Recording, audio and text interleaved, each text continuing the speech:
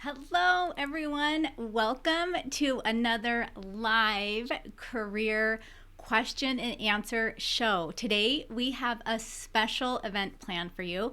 We are talking about how much you make and how to negotiate a higher salary. In today's live stream, we are going to share five tips with you, or 5 techniques to help you negotiate a higher salary. Now, if you are joining me for the very first time today, my name is Heather Austin. I am the founder of ProfessorAustin.com. And on this channel, I teach working professionals how to build their personal brand so that they can grow and thrive in a career they love. So if this is your first time seeing me and you can hear audio, make sure you hit the thumbs up button down below. Also, why not subscribe to my channel? You'll get notified every time I go live or every time I post a new video every week. Also, let me know in the chat, where are you joining us from today? Where are you joining us from today? I have a lot of people in here I want to say hi to before we get into all the super awesome content we have planned for you. But before I do, make sure if audio is coming through, hit the thumbs up button down below. And of course, don't forget to subscribe to the channel. Looks like we had Steve first up here in the chat. Hello, Steve. How are you? I hope things are well. Terrence is here. Hello, Terrence. It looks like we have Marisa here. Hello, I'm so glad that you made it today, Marisa. Juan is here from Spain. Hello. Nakisha is here. Stephanie White. Hello, Stephanie. So happy to see you here as well. Suraj is here.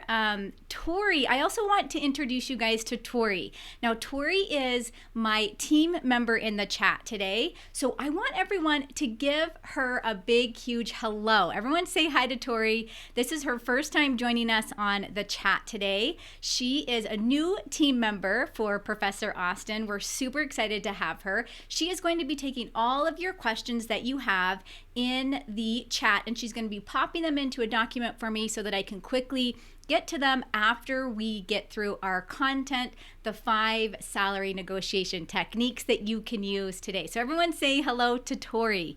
You'll notice her name shows up in blue. We have Tallahassee in the house. Stephanie is from Los Angeles. We have Texas in the house. India, of course. The Caribbean. Hello. Love the Caribbean. Marcia. Sorry, Marcia. I said Mars. I don't know what I said. Anyway, hello, Marcia. Hello, everyone. Okay, we have so much content for you today. I want you to break out your favorite notepad, your favorite pencil. You know me, I'm a very visual learner, so I like to share slides with you guys. So I am going to be sharing some slides. I'm going to be doing some screen shares. If you have a question that pops up during this live stream, make sure you pop it into the chat. Tori is going to take them and she's going to put them in a document in front of me so that I can answer all of your questions.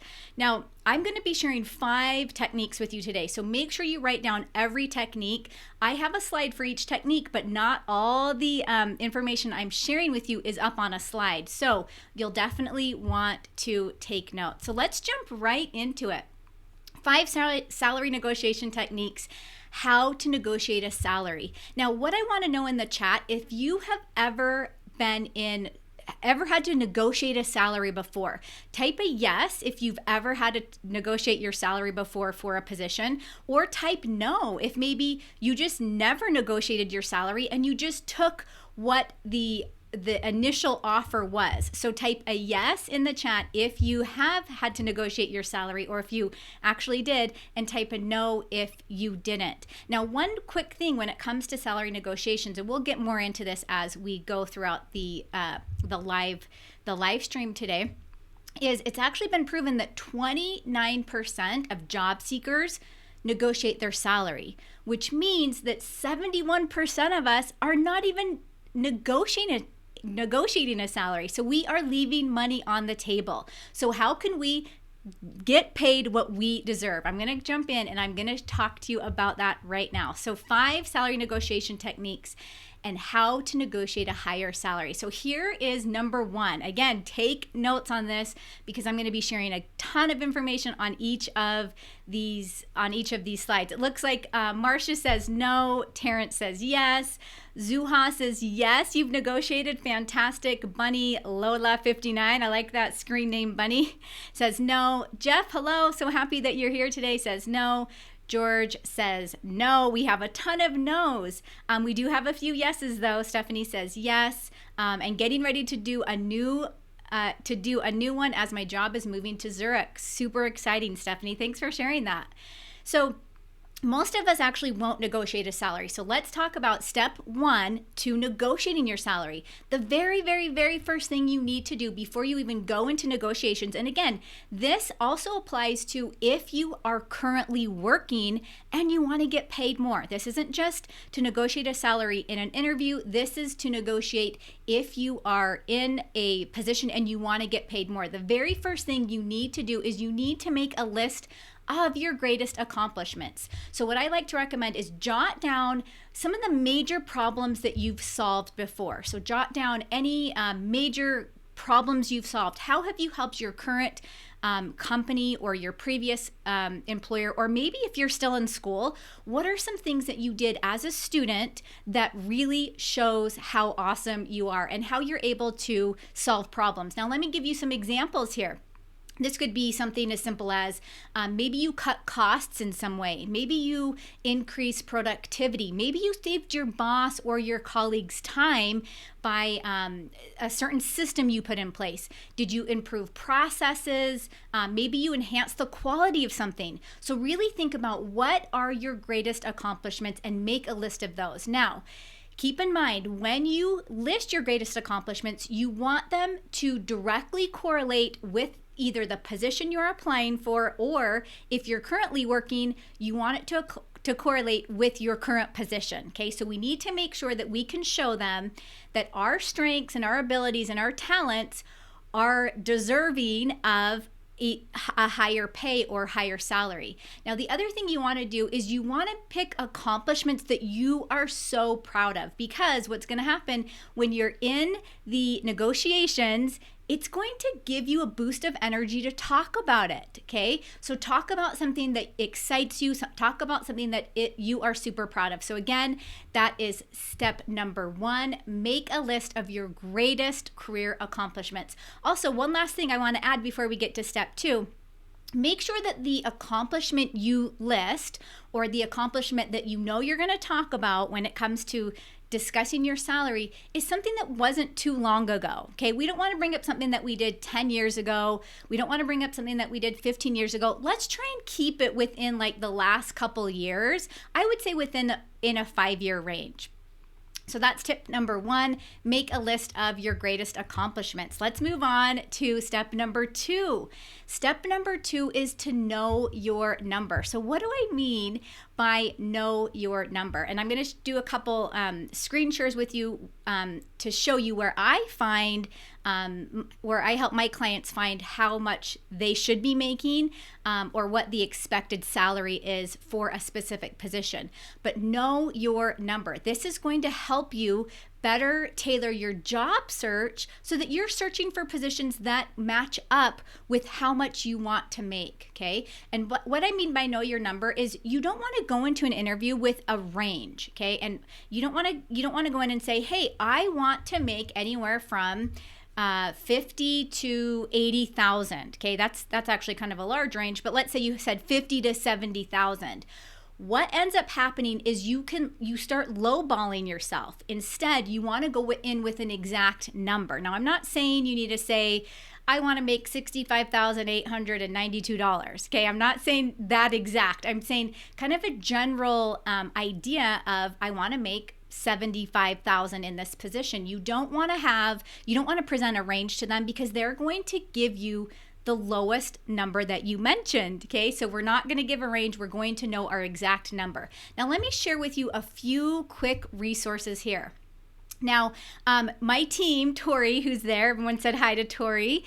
She's fabulous. She's going to pop into the chat these links so that you can copy and paste them, place them in your own web browser, and bookmark these links, okay? So the very first resource that I like to use when I am looking up salary is I like to go to the Bureau of Labor Statistics. Now keep in mind, I do understand that there's a ton of international folks in this group and probably on this live stream and watching this live as a replay. What I want you to make sure you do is use this resource as a general guideline. Now I'm going to give you 4 different resources that you can use to find a salary range so that you're not just pulling numbers out of the sky, and then you can kind of find an average based on your experience and your expertise. So the very first one is the Occupational Outlook Handbook. Now here's the crazy thing. I used this when I was in college. When I was in college, the internet was available, but not like it is today. In fact, I had to check the Occupational Outlook Handbook out from the library. So I had a career development instructor, and he said, Heather, what do you want to be when you grow up? And I said, I have no idea. And he said, go get the Occupational Outlook Handbook, check it out. It was probably this thick, and I lugged that thing around for a couple weeks in my backpack while I was on campus and trying to figure out, okay, what is it that I want to do? One resource. Now let me show you exactly how to use it. So I'm here on the website. So Tori's going to pop into the chat this first resource. You guys can see it there. You can copy and paste that into your own browser. Now notice that up here at the very top, you'll see that there is a search bar. I'm going to type in that search bar the position that I want to know more about. Or let's say I'm applying to be a financial analyst. I'm just going to type that into the search bar. I'm going to click on go. And what's going to happen is it's going to come up with a list of positions related to that. I'm just going to click on the first item here because that shows me, that's going to take me to the financial analyst position and give me some information. Now, this is based on the United States. This is pure statistics that the United States Bureau of Labor compiles for us as citizens or, U.S. residents to look at and see what is the average range. Now notice here, if we look at the 2018 median pay, it says that the per year range for a financial analyst is $85,000 a year. That gives you a really good starting point. Now, you have to keep in mind also your location, okay? You might not get paid, if you live in a rural area inside of the United States, might not get paid the $85,000 a year. If you're in New York City or San Francisco or some of these larger cities in the United States, you probably will get paid that just because the cost of living is a little bit higher. It also shows you how much per hour an individual in that position gets paid. So this is our starting point. This is going to ramp you up and give you the idea of how much can I really ask for in this position. Now, keep in mind, I don't want you to just take this and use it as your Bible, okay? If you read the Bible. I want you to take this with a grain of salt because you also have other resources that you can use to make comparisons. So I'm going to give you 3 more. Tori will pop these into the chat. The next one is Glassdoor. So you'll notice on Glassdoor, I can type in and it's glassdoor.com/salaries. She'll pop that into the chat as well. And if you are listening to this on the replay, I will put all these links in the description of the video so that you can jump in and look at these. So Glassdoor, you can type in either the job title or the company, the location, and then that's going to give you an average pay. Next one is Indeed. So Indeed.com is the next one that you're going to use. And again, you don't have to use all of these, but I would say use at least 2 of these resources to get kind of like an average number, okay? An average number so that you have that ammunition going in to the interview. And then you could also use LinkedIn. So LinkedIn.com/salary has a resource for you as well where you can type in the job title, you can type in the location. So LinkedIn, some of these other resources work really well for anyone that's international or anyone that doesn't live in the States. Use these other resources to find what really should your number be when you go in to negotiate your salary. Okay, so Tori has all of those in the chat. What I want to know is, Have you ever used these resources before? So type in, give me a big yes in the chat if you've ever used them. Also, if you are listening to this on the replay, let me know in the comments, give me a big yes if you've ever used any of these resources before. Or if you haven't, give me a no. Sometimes I introduce these to clients and they say, I've never heard of that. So let me know if any of these resources resonate with you. Also, I have a new mug for you guys today. This is actually one of my favorites. It says, "The future is bright." It matches my shirt. The future is bright. Okay, awesome. It looks like we have no. Larry says no, never used any of these resources. Make sure you jump in and start using them. Again, the links are in the chat and you'll also find them in the comments. Terrence says no. Mora sprinkles, or I think that's how you say it. Yes. Stephanie says, I have used Glassdoor. How did you like it, Stephanie? Did you like the resource? There's a lot of other resources on these sites. I'm specifically just showing you how to find a salary or how to know your number. Buzz off, honey. Hello. So happy that you joined us today. Says yes. Santh Nosh says no. Nikisha, yes. Okay, we're all over. Thanks, Larry. Larry likes my bug. We're all over the place with these resources. Let's jump into step number, let's see, I think we're going to move on to step number 3 here. And this is actually one of my favorites. Maybe because it's a little bit more challenging, and I'm going to give you some examples of answers that you can actually give if you are asked about your salary expectations in an interview. So step number 3 is let them make the offer first, or let them make the first offer. Now, in an interview, you're going to get questions like, what's your expected salary? You might even get questions that say, what type or what do you make now? Now, I want you to keep in mind, if this question comes up, use it with caution or answer it with caution. The reason why is that there are states and countries and areas on the planet right now that are instituting or that have instituted legal standards for employers to ask this question. So not every state has these in place. There are states, I believe, like Massachusetts, California, I want to say Delaware, Oregon, and also different countries where the employer can't ask you about your previous salary. So you want to make sure you do the research before you go into an interview. Make sure that you understand, I live in this state or I live in this country. Can they ask me this question? Can they ask me about what I'm currently making?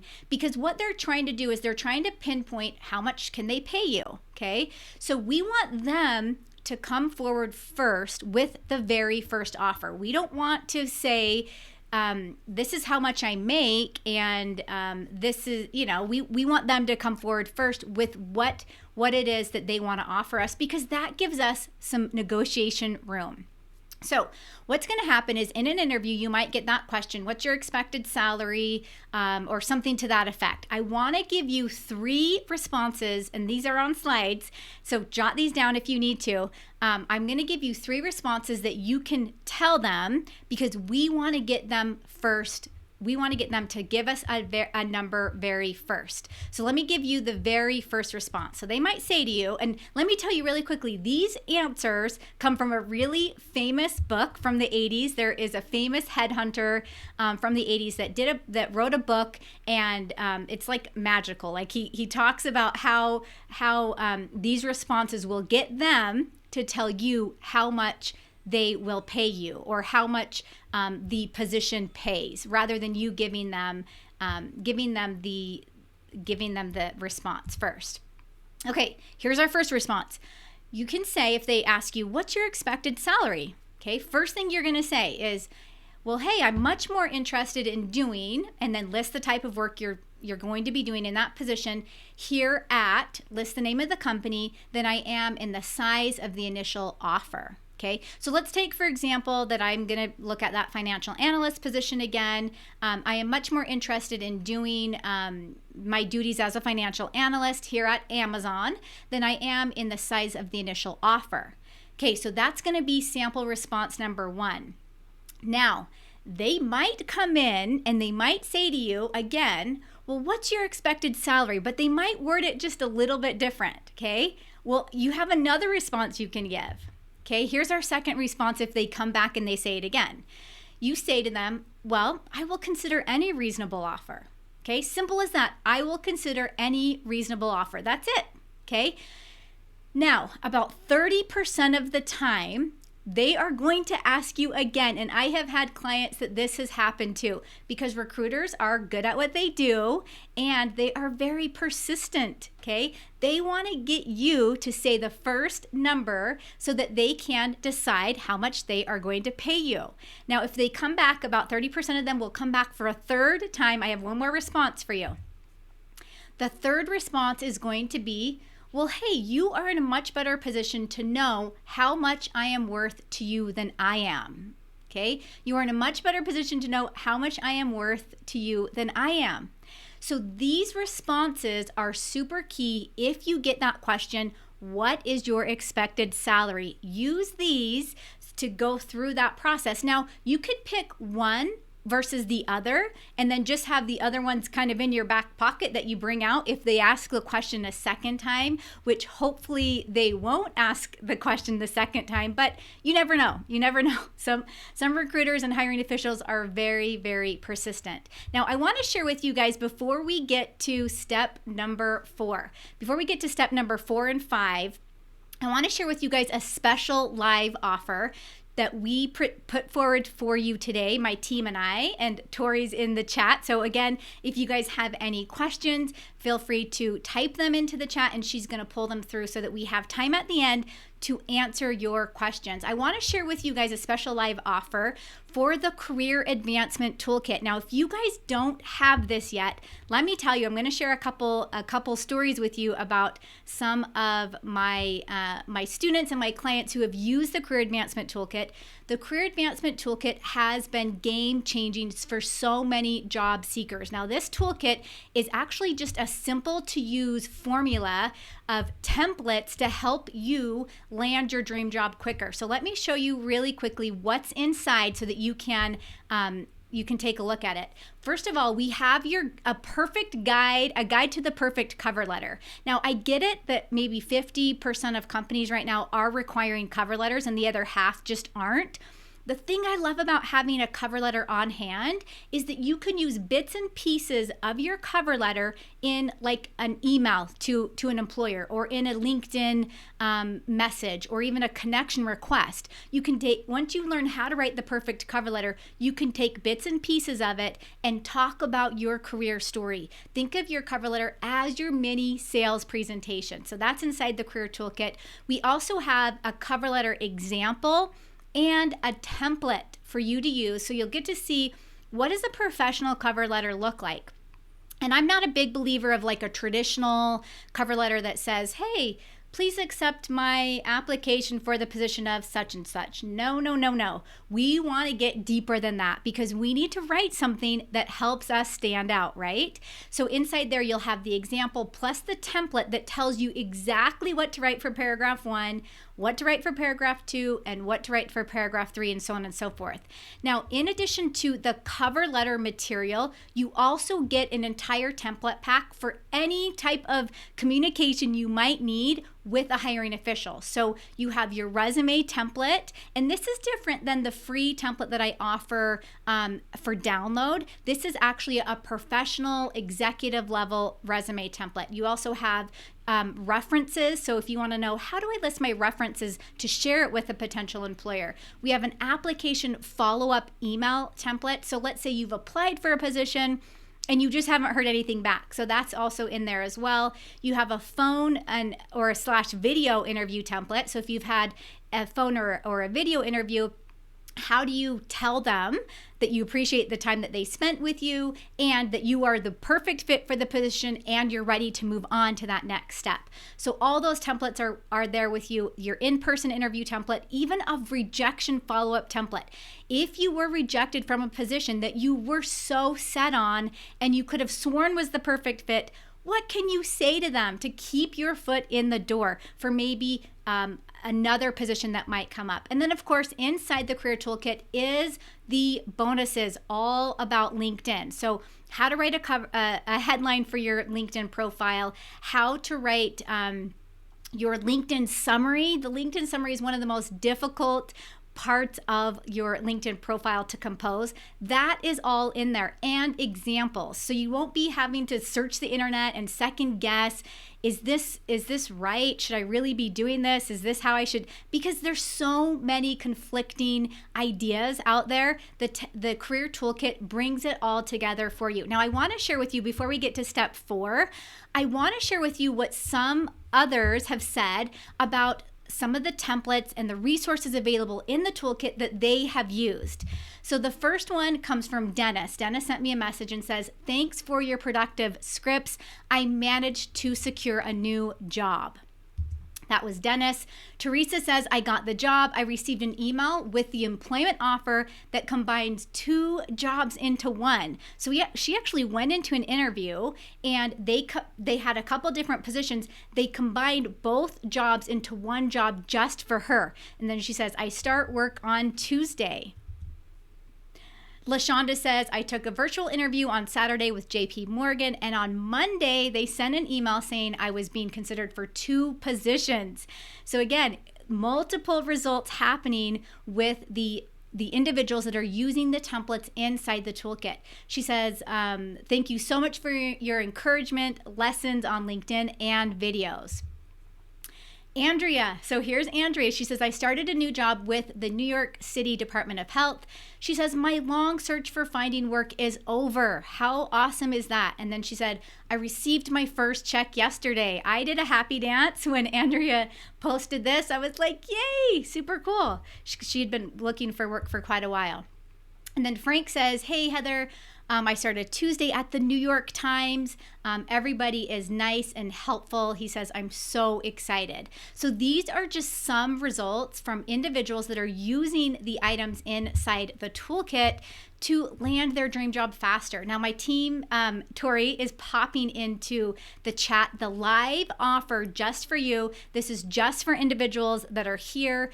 We share this sometimes when we go live, so you'll have that live offer there. We'll also pop it into the comments below this video. Now, let's jump into tip number 4. Again, I hope you have your favorite notebook and your pencils, because we have a couple more tips to share with you, and then we'll do questions.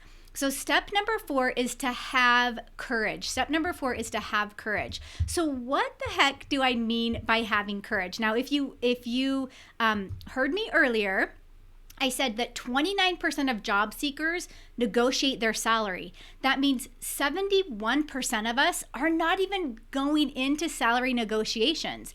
Now, what do you think this might be from? Is it the lack of confidence? Maybe it's our mindset that we don't feel like we are worth more, or maybe we're just afraid of failure or rejection. You know, it could be any of those things. The thing you need to keep in mind is that most hiring officials, they expect you to negotiate. So we need to now transition. If we are the 71% that are not negotiating, we need to now transition to that 29% that are negotiating, that are getting paid higher and getting paid what we deserve based on our skills and our expertise. So again, you need to have the courage, and just understand that most hiring officials expect you to come in and negotiate. Now, I want to share a few tips with you here. When you are negotiating, you have to keep in mind you only have so much wiggle room, okay? You're not going to jump in and negotiate. Let's say your initial offer was an $85,000 a year job, okay? You're not going to jump in and say, well, I want 140. You have to be realistic with how much more you're asking for, okay? Now, remember back to step 2 when we talked about the research you're going to do. You are going to know before you even apply for the position, before you're even interviewing, really kind of like a base range. You'll know that before you even go into the interview, because you've done your research, right? Then that's where you're going to take your accomplishments, and then you're going to take your courage, and you're going to say, this is why I should be getting paid X, okay? Okay, let's get to step number 5. Step number 5 is one of my favorites, and then we are going to go ahead and do questions. Step number 5 is one of my favorites. Step number 5 is to get creative, okay? Get creative. Salary is not the only thing you can negotiate in an interview or for a new job, or if you're currently working, it's not the only thing you can ask for when you are talking about money with an employer. There's other things on the table that you can ask for. So when I talk about getting creative, we want to think outside of the box. We want to consider other types of compensation, such as bonuses. Maybe it's a signing bonus. Maybe it's a holiday bonus. Maybe whatever the bonuses might be. Maybe it's a performance bonus. We want to be able to negotiate bonuses. Also, what about a flexible schedule? Okay, maybe you want to work remote 3 out of 4 days a week, or maybe your position's 100% remote. Okay. Vacation time is another bonus, or excuse me, another area that you can discuss. So it doesn't just have to be the salary or the money that you're going to be deposited in your account every 2 weeks or every month. Let's get creative and let's start focusing on some other things. I've also had clients that have needed to negotiate clothing allowances because they needed really nice clothes for presentations or to meet with all the bigwigs in their industry, and we negotiated clothing allowances. So that's another thing you can think of. Now, the other thing is think of it as an entire compensation package, not just the salary.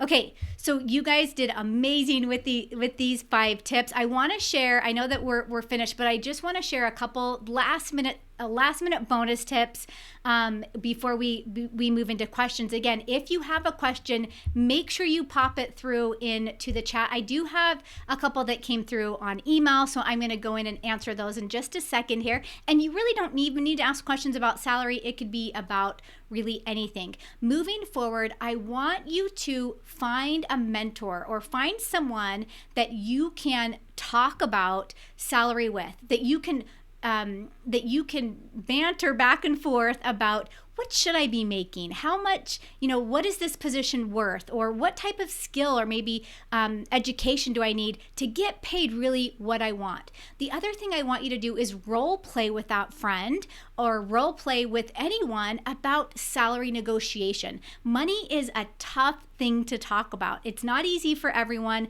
A lot of us have mindset beliefs behind money, and it makes it harder for us to bring it into our lives. We want to get it out on the table and we want to be able to talk about it. So be able to role play with a friend when you are either going to approach your supervisor or your boss, or you're going in for an interview and they say, "What's your expected salary?" Be prepared for that question, and role playing is the best way to do it. The other thing I want you to do is I want you to create a power statement around how much money you would like to earn every year or every month. And a power statement could be something, you might have heard this before, affirmation. In fact, chime into the chat or comment below. Have you ever made an affirmation statement or a power statement? Give me a quick yes if you have, or give me a no if you've never made one of these before. Okay, so it could be something as simple as I collect and deposit $10,000 every month. Okay, or I collect and deposit $5,000 every month. That's like a power statement. So we want a power statement or an affirmation about how much you want to earn every month or every year. And if for those of you that are really going to do this, I want to hear back from you because I know it will work. In a month, in 2 months, in 3 months, send me an email and let me know that that is where you are in your current position. So fabulous. I'm going to jump in and answer some questions really quick from some of my email subscribers. Again, be sure to hit the thumbs up button on this video. Make sure you subscribe to my channel, and there's a bell notification that I want you to hit, because if you hit that, you'll be notified when I go live and when I post a new video, so that you can jump in and ask me questions. So I had a question come through from Kathy. So Kathy, such a good question. She says, I applied to a couple government jobs over a month ago.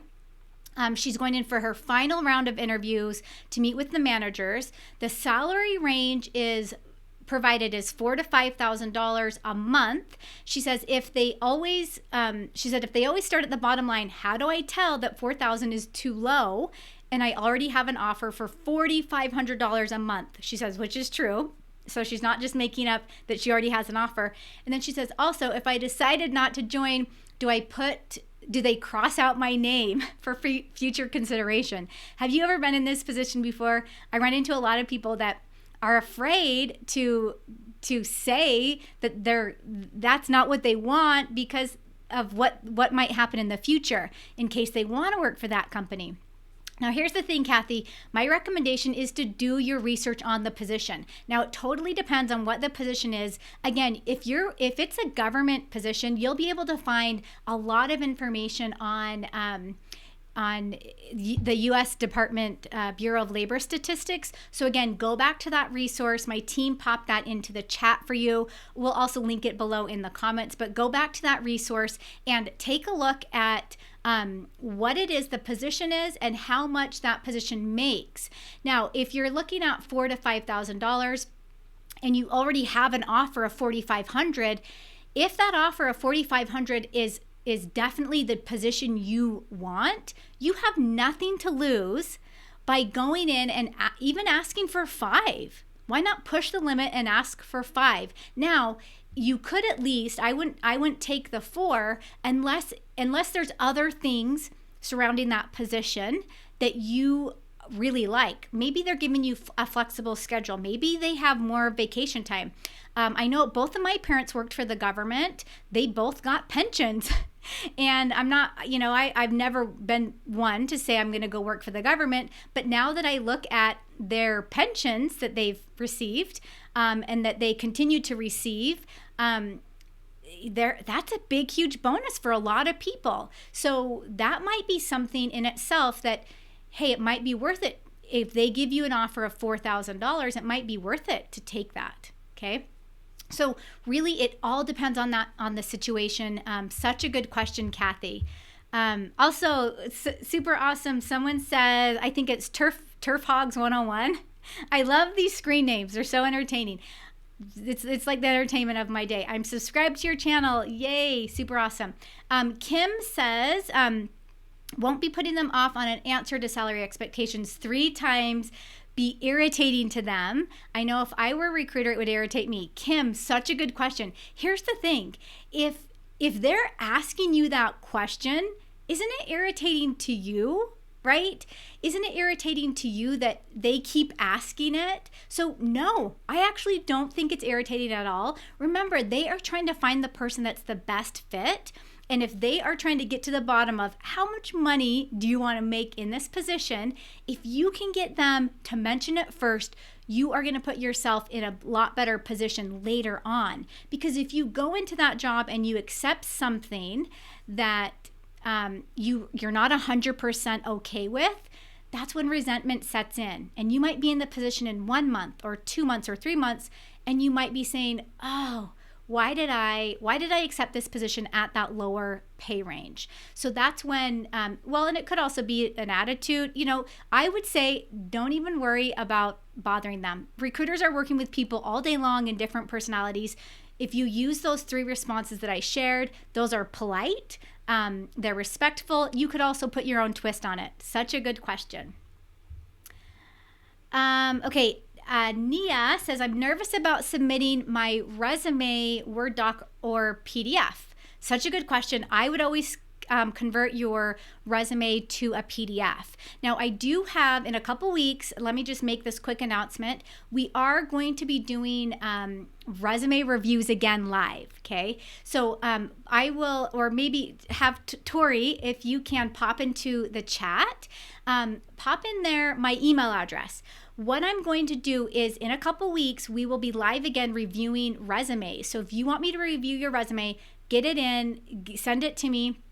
Last time we did this, we had over like 200 resume submissions, but we're going to be doing it again. So send that to me. I would always make sure your resume is in a PDF. I do have more tutorials and workshops coming out for you guys in the next month or so about how to write a resume, even how to write a resume using Google Docs. So we have a lot of really good, awesome tutorials. And Nia, I will also show you how to convert your resume to a PDF if you don't already have that. Such a good question. Paula, hello. Happy to have you here. Paula says, I have been out of the job market for over 2 years due to illness. How do I explain if asked why?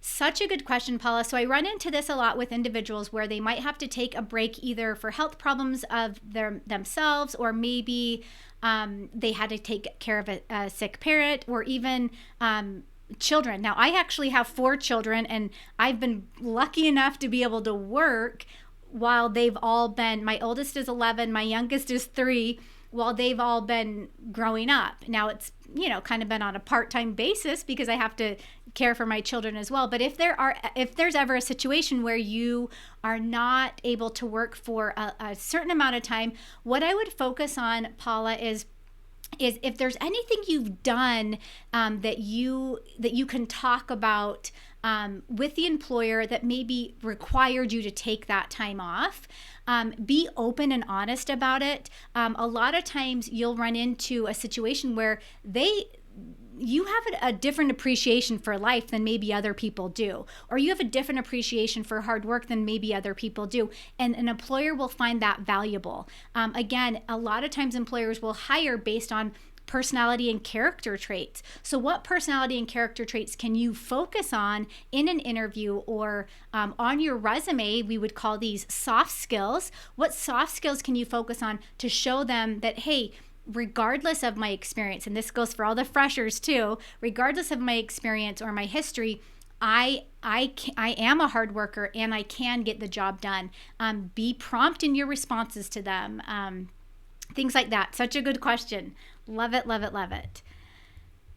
Okay, we have a ton of questions coming through. I'm going to try and answer them as much as I can. Let's see. Okay. After applying to over 100 applications in my field in the last 7 months, I still haven't had an offer. A few months ago, I drastically fixed my resumes and networked, but no luck. Okay, this is common. My recommendation is you want to have a very focused job search. 100 applications, I mean, there's so many statistics about that. In fact, I'll try and find a video and post it in the description of this video, where it talks about the actual percentage of online applications that are accepted through applicant tracking systems and actually make it through to a human person, right?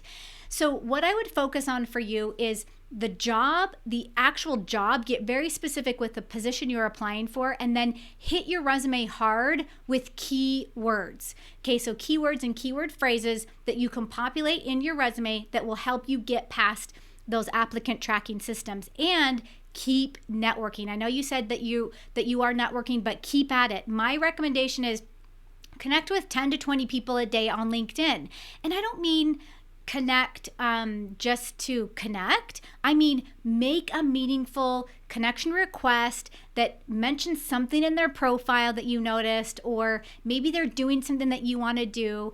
Make a meaningful connection request to them and start building a relationship. Look at it in terms of building a relationship.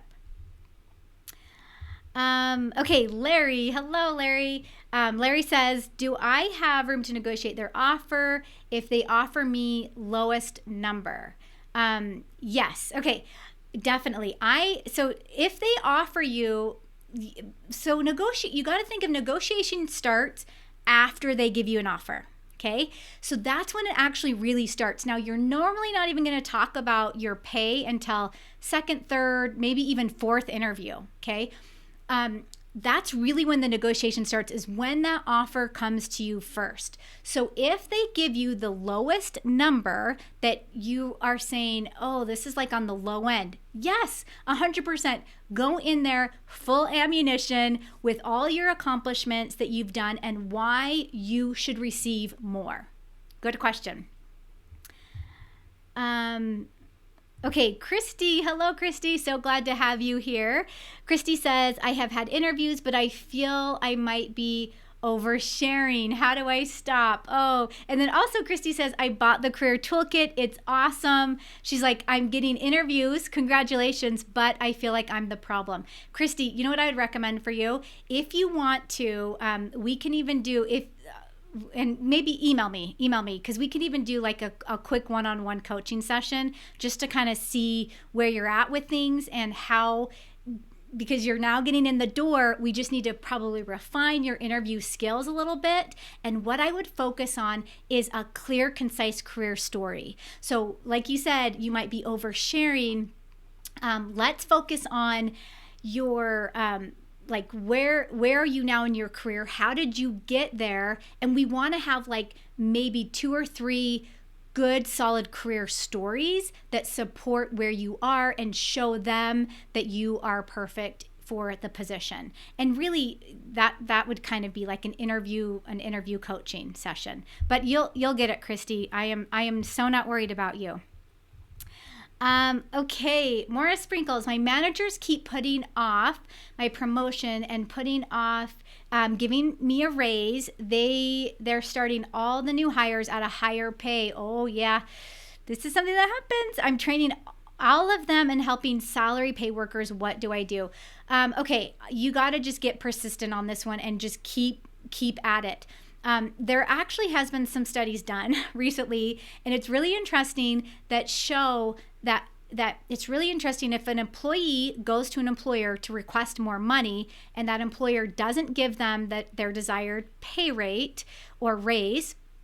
If the employee quits and they have to hire someone else, that new person gets the amount that the old person wanted. So you really want to be persistent in this. Again, I think this comes down to knowing your career story, knowing your greatest accomplishments, and being able to present that in a nice, clear, concise way. Now, for some people, it really helps to type it all up and present it in a document. Okay, if that would help you, which I actually would recommend that you do that. If that would help you, then definitely do it and just keep following up. Okay, Nia says, Heather, I found your channel at 3 a.m. Wow, awesome. Because I've been anxious and I've watched so many videos. You've been a blessing to the past 9 hours of my life. Oh, thank you. I'm so glad that you're here today. So glad to have you. Okay, I'm going to go ahead and answer a couple more questions. Let me just remind you, in a couple weeks, I'm going to do another resume review show. So if you want your resume critiqued by me online, all your information is going to be set to anonymous. No one's going to know who you are. I will review it. Also, if you do not have the Career Advancement Toolkit just yet, let me pop it forward to you again. Tori has the link in the chat. Maybe she can pop that in again one more time because the chat seems to be moving pretty fast. This is what's inside all your templates, resources, anything you need to communicate who it is that you are and present your best possible self so that you can land that interview. So again, that is a live offer for today. So make sure you jump in and take a look at that. And then I'm going to jump in and do a couple more questions. It looks like we have fantastic questions in here. Let's see, Kim.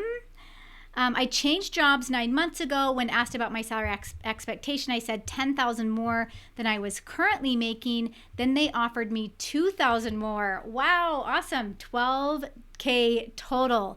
Super cool. This is the first time in my life this has ever happened, but it definitely made me feel valued. Oh, such a good feeling. And the great thing about that too is it's a win-win situation because now you can go into the work environment, you feel valued, you're going to contribute more, you're going to produce more, you're going to be a better, higher quality employee because of that. I love that. Such a good story. Thanks for sharing that, Kim. Okay, let's see.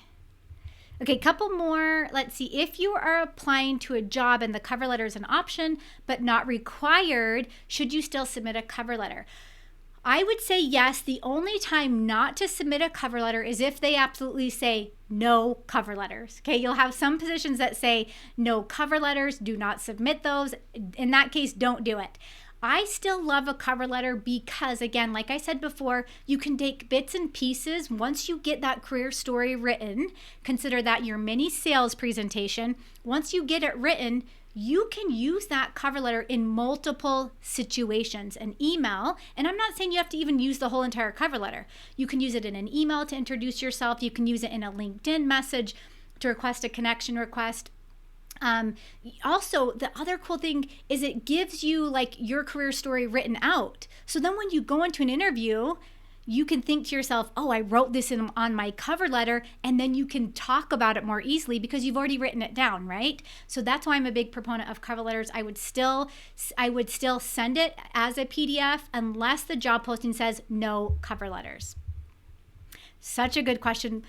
Paula says, thank you, Heather. I will add soft skills as well. Yes, hard and soft skills are so critical on a resume, both of them. I think both of them. And it's actually proven that more recently, employers are looking for soft skills. It used to be all those hard skills because those are very easy to quantify, but soft skills are, we need people with personality. We need people with character. We need someone that can lead. We need someone that's a team player.